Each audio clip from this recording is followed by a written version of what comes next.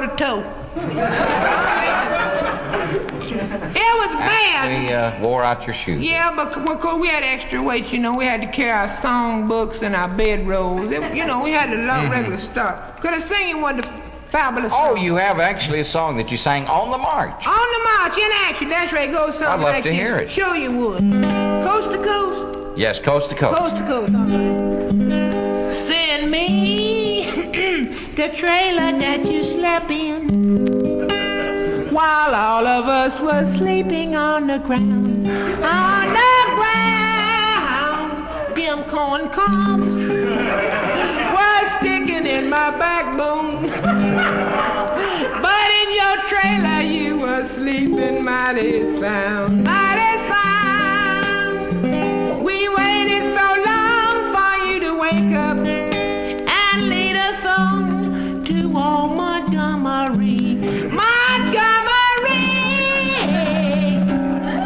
Beautiful. And as, thank you. And as we assembled on the highway, you cut out in your brand new Coupe de ville.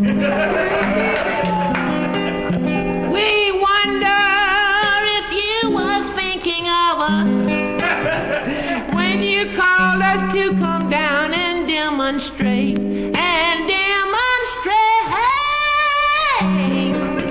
And what about the federal aid you promised? Since it ain't come, you done lost a delegate. How about that, Mr. Frank? Yeah. That's beautiful. Thank you, members of SIC.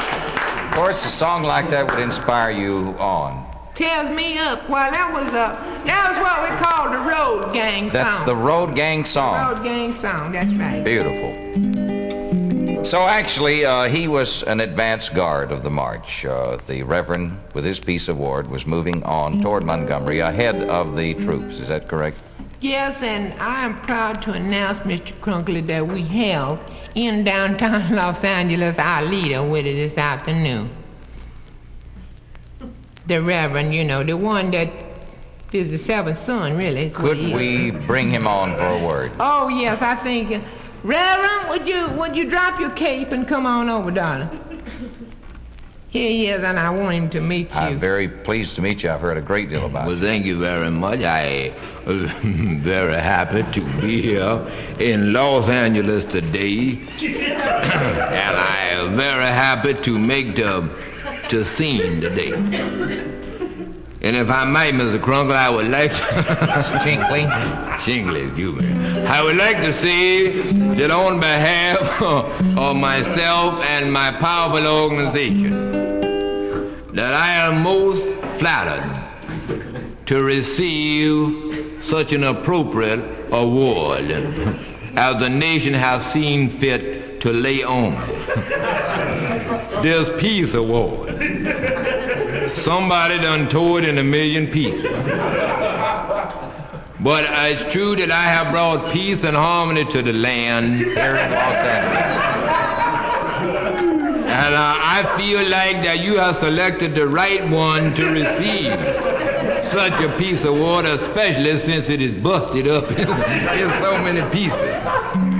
But next, let me say that I have bigger and more important things laid out for me in the future.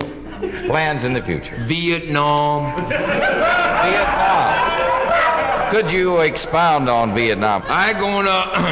My plans is, as soon as I have finished maintaining the peace here, is to climb on a big boat and head on over there to Vietnam and talk peace over there. If they ain't got enough peace going already.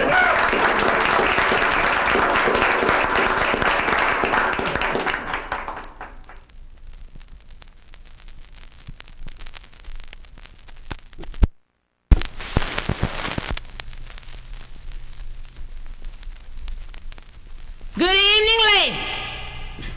I'm very happy to be here this evening to make this very important presentation. It is powerful.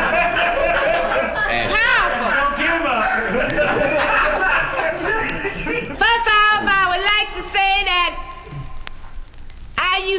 conservative. I really was. Because, honey, let me tell you that I was in full sympathy with the John Birch Society. Second, I backed Barry. And in fact, I couldn't find too much fault with the Ku Klux Klan.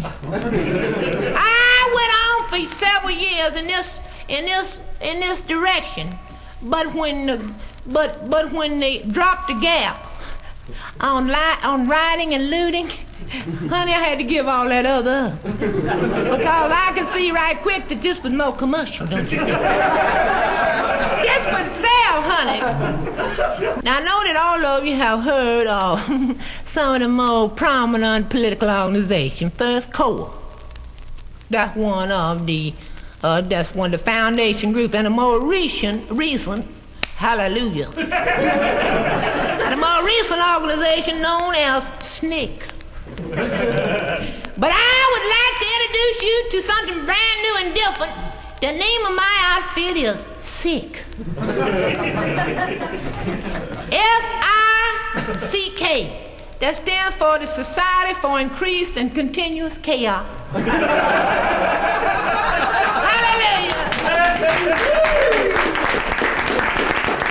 Thank you, ladies. Now, I know, honey, that lots of you, all of you for that matter, would be proud to become members. First, now let's get down to the meat of SICK. How do you get down to the meat of SICK? I don't know, but we're going to give it a whirl. Can you believe that only 10 days ago, I only had 8 members. Now, keep this in mind.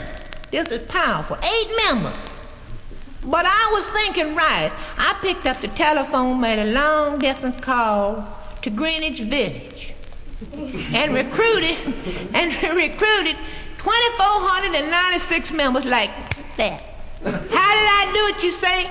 I talked to a group out there that was pursuing a cause to clothe birds.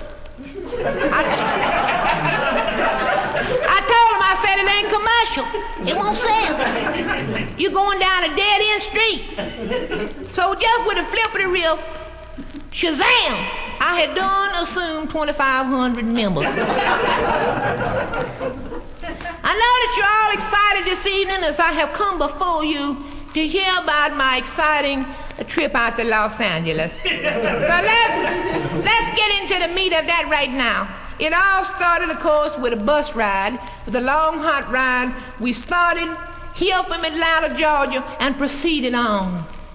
And hallelujah, was hot on that bus. Words won't describe the heat. It was crowded. And I want to say at this point, thank God for a great product, Airwick. It was hot. Let me tell you, I've used 100 deodorants. I ain't kidding. I've used the roll-ons, rub-ons, and slap-ons.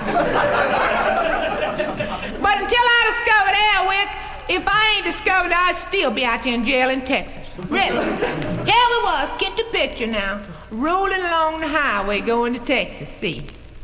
I raised my left arm to scratch my head, and 12 people fell out. I mean it, 12 of them fell out. And right after the wreck, they arrested me and thrown me in jail. Me, the president of SICK. Can you imagine that? I said, all right, what's the charge? What's the charge? You know what he said? Underarm annihilation. Hallelujah. Well, I'll never forget that little town in Texas where we stopped. We had a 30-minute layover, you know, and I was in messing around the bus stop there, and I seen it. There it was, standing over there in all this glory. One of them little machines, I know you've seen them. You step up on it, drop in a dime, the bell rings and a card pops out. Gives your age, weight, and fortune.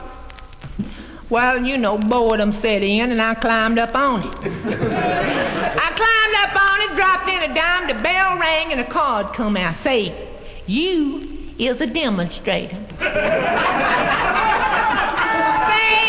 you weigh 126 pounds, and your bus is leaving for the Los Angeles Riots in 20 minutes.